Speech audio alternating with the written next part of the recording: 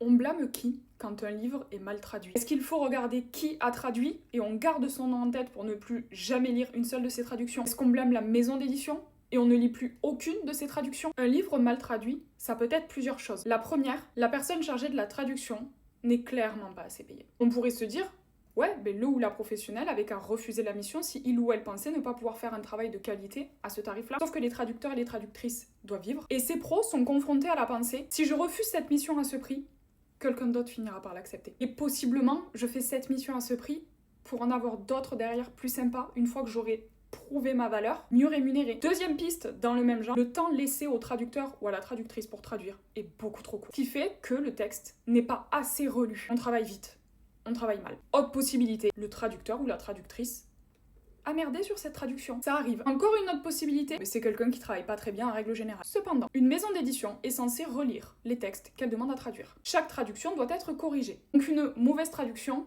est quand même passée plusieurs fois en relecture. Une mauvaise traduction, ça arrive. Deux mauvaises traductions dans une même maison d'édition, on excuse encore. Au-delà, c'est que soit la maison d'édition s'en moque, de toute façon ces livres se vendent quand même, donc soit elle ne se rend juste pas compte de la mauvaise qualité des livres qu'elle produit.